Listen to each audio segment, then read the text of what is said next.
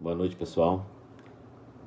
Estamos aqui mais uma vez para a gente continuar nosso bate-papo, nossas leituras, enfim.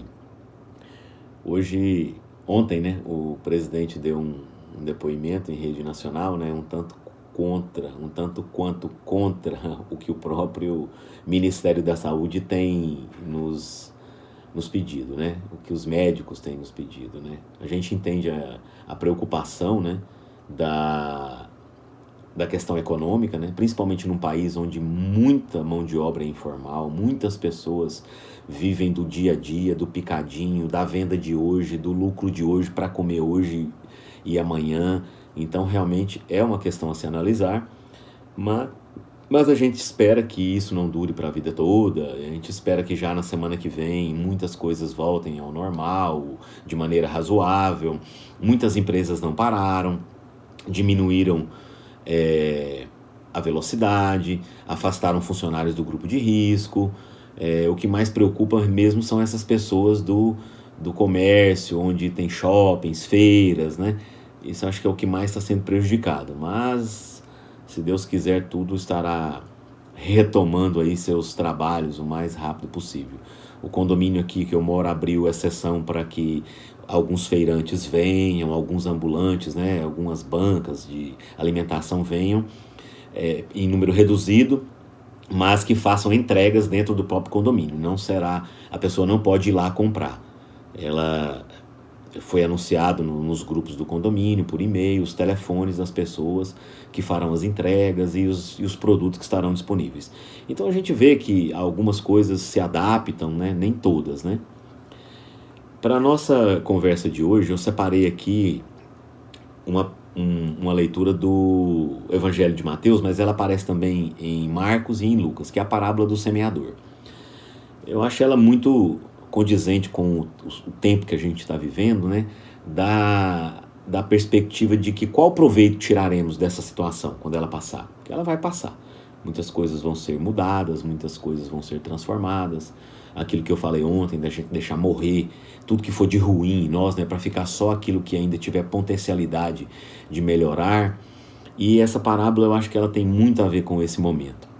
A gente vai lendo aqui, comentando, eu anotei aqui algumas coisas para poder não esquecer, e vamos lá. No Evangelho segundo o Espiritismo, ela aparece aqui no capítulo 17, que é o capítulo Sede Perfeitos. Naquele mesmo dia, tendo saído de casa, Jesus sentou-se à beira do mar.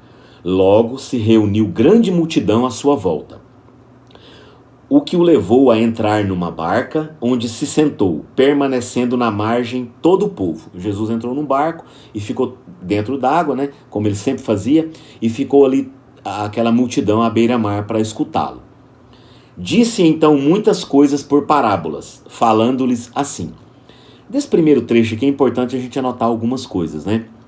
Quando ele inicia aqui, ó, naquele mesmo dia, dá a impressão de que Jesus já havia feito várias coisas, né? Que ele já tinha levantado cedo, né? Cedinho já. Quem cedo madruga, né? Então, ele dá a impressão de que já havia feito muitas coisas, já tinha produzido muito, né? Aí depois eu anotei aqui, tendo Jesus saído de casa, então quer dizer que ele não era uma pessoa acomodada, ele não esperava as pessoas virem ao encontro dele, ele se movia, já existiam os locais onde as pessoas sabiam que iam encontrá-lo, ele sabia da importância do trabalho dele, de não ficar parado, de não se render a algumas dificuldades que sempre temos pelo nosso caminho. Depois eu anotei aqui, sentou junto ao mar, né? Jesus sentou-se à beira do mar.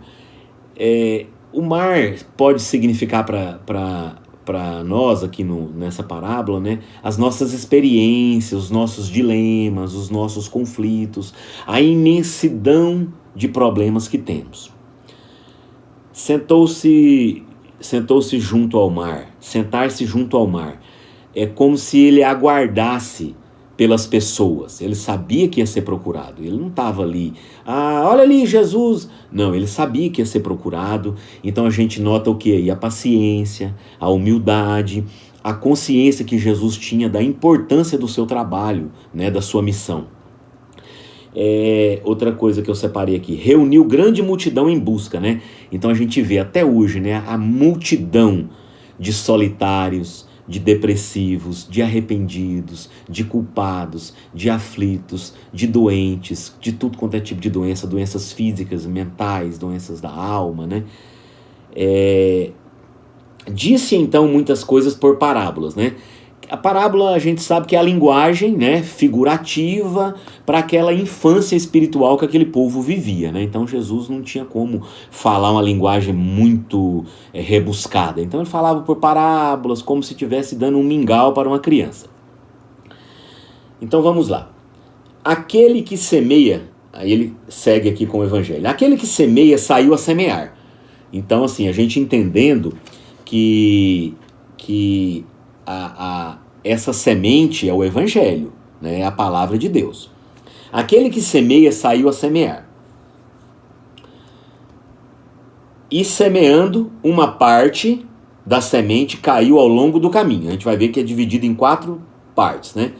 Uma parte caiu ao longo do caminho e os pássaros do céu vieram e comeram. Outra parte caiu em lugares pedregosos, onde não havia muita terra. As sementes logo brotaram, porque não era muito profunda a terra onde havia caído. Mas, levantando-se o sol, as queimou. E como não tinha raízes, secaram. Terceira, outra parte caiu entre espinheiros e estes crescendo as sufocaram, as abafaram. Outra, a quarta parte, finalmente caiu em terra boa e produziu frutos, dando algumas sementes 100 por 1, outras 60 por 1 e outras 30. Ouça quem tiver ouvidos de ouvir. Eu vou dar uma paradinha nessa parte aqui, para a gente entender algumas coisas, né? O que seria essa semente que caiu à margem do caminho, né? O que seria, qual de nós seria essa margem? Quem de nós estaríamos, né, representados por essa margem do caminho? Aí eu anotei aqui, são as pessoas que estão às margens dos ensinamentos, não entram no rio do evangelho, são os indiferentes, os egoístas, aqueles que não acreditam em nada, que não querem saber de muita coisa. Os lugares pedregosos, né? As pedras, elas representam o quê? São as nossas posições inflexíveis, né? Aquela pessoa que tem, eu não perdoo nunca, né? Eu sou uma pessoa que não mudo, eu tô correto, eu sou o bom, porque eu faço isso, eu faço aquilo. São posições inflexíveis, né? São pessoas imóveis, né? A pedra representa isso, né? A indiferença, né? Aqui caiu nos espinhos. Qual de nós está classificado entre os espinhos, né?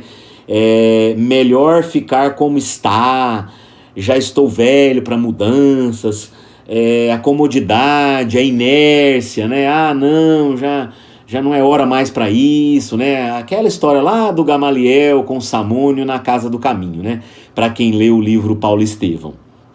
Terra boa. O que seria a terra boa? É o coração disposto à mudança, apto, receptivo, disposto a renunciar velhos hábitos, o que aceita aquela transformação moral, né, tão falada por nós espíritas. E cada um que recebe no seu próprio nível, né? Tem pessoas que estão dispostos a essa transformação, mudam hábitos, mas não mudam 100 por 1. Não mudam 60 por 1, mudam 30 por 1. Então é claro que cada pessoa em contato com o evangelho, com as transformações, vai produzir determinada quantidade de frutos. Nem todo mundo consegue ser tão produtivo. A gente vê o Divaldo Franco, com 93 anos de idade, viajando o mundo ainda, divulgando o evangelho. Então a gente não tenha dúvidas de que a semente do Divaldo é 100 por 1. E se a nossa tiver 30 por 1, a gente tem que dar graças a Deus. Vamos seguir aqui com a segunda etapa. Se você for lá no Evangelho, você vai ver que em Mateus tem um intervalo aqui. Mas aqui Kardec pula para ele poder deixar somente essa parte aqui para não ficar, para não sobrar espaço para dúvidas, né? Então vamos lá. Aí do versículo 9 ele pula para o 18. Escutai, pois, vós a parábola do semeador. Quem quer que escute a palavra do reino e não lhe dá atenção, vem o espírito maligno e tira o que fora semeado do coração. Esse é o que recebeu a semente ao longo do caminho. São aquelas pessoas às margens, né, que a gente tinha falado, que não entra no rio, que não cai de cabeça, não faz aquela mudança que deve ser feita. Fica achando que, eu vou, de vez em quando eu vou ali na missa, de vez em quando eu vou ali na reunião pública. Aquele que recebe a semente no meio das pedras é o que escuta a palavra e que a recebe com alegria no primeiro momento, mas não tendo nele raízes, dura apenas algum tempo. Ao sobreviverem reveses e perseguições por causa da palavra, tira ele daí motivo de escândalo e de queda. Então é o que a gente falou, né? São as pedras, são as posições imóveis, inflexíveis, indiferentes. Aquele que recebe a semente entre espinheiros é o que ouve a palavra, mas em quem logo os cuidados deste século e a ilusão das riquezas abafam aquela palavra e a tornam infrutífera, né? Aquelas pessoas que querem mais aproveitar a vida, que até sabem da existência do evangelho, de Deus, acreditam, mas não sobra tempo para as coisas de Deus, né? Sempre tem uma festa, uma viagem, um jantar, uma coisa para o seu próprio corpo, cuidar mais do jardim do que dos seus filhos, mais do jardim do que do seu lar. Então é o espinheiro, né? Aquele, porém, que recebe a semente em boa terra é o que escuta a palavra, que lhe presta atenção e em quem ela produz frutos, dando 100, 60 ou 30 por um. E Mateus ainda diz lá, quem tem olhos de ver, que veja, né? Então, aqui Kardec comenta aqui, a parábola do semeador exprime perfeitamente os matizes existentes na maneira de serem utilizados os ensinos evangélicos, que são os tipos de pessoa receptivas, né? Mais ou menos receptivas, e os refratários, que é aqueles que não, os impermeáveis.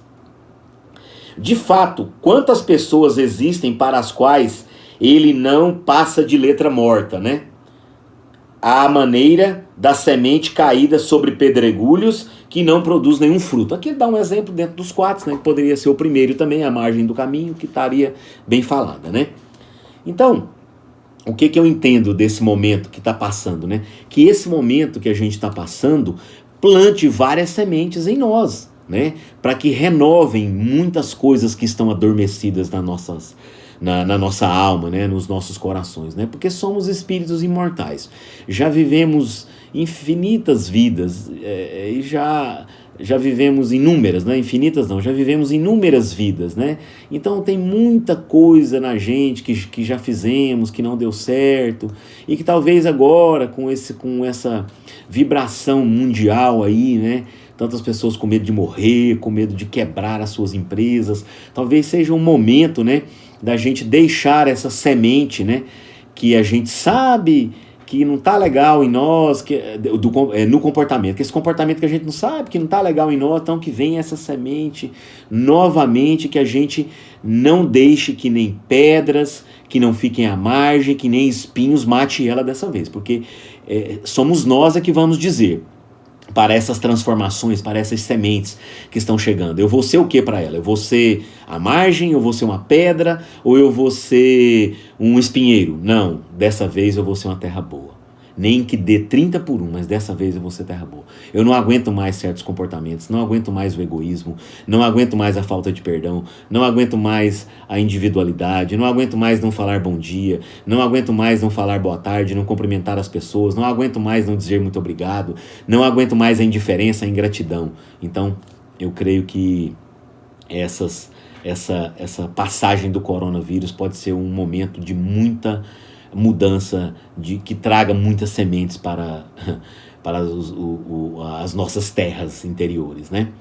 Eu separei aqui uma leitura do Pão Nosso, que é um livro da coleção Fonte Viva, de Chico Xavier, por Emmanuel, e ele comenta aqui, como todas as passagens desses livros aqui, ele comenta um pedacinho do Evangelho, e depois ele faz o seu comentário. Então aqui, Emmanuel diz... Ele coloca aqui de Marcos, que a parábola do semeador está no capítulo 4 de Marcos, né? Em Mateus ela aparece no 13, em Marcos ela está no 4. E os que estão... O capítulo é o 25, né, do Pão Nosso, que se chama Nas Estradas. Emmanuel dá esse título. E ele comenta aqui, então... E os que estão junto do caminho são aqueles em quem a palavra é semeada. Mas, tendo a eles ouvido, vem logo Satanás e tira a palavra que neles foi semeada. Simbolizando Satanás aqui, né, pelas facilidades do mundo, né, por tudo aquilo que não seja o evangelho. E aí Emmanuel diz: Jesus é o nosso caminho permanente para o divino amor. Junto deles seguem esperançosos todos os espíritos de boa vontade, aderentes, sinceros ao roteiro santificador. Dessa via bendita e eterna procedem as sementes da luz celestial para os homens comuns.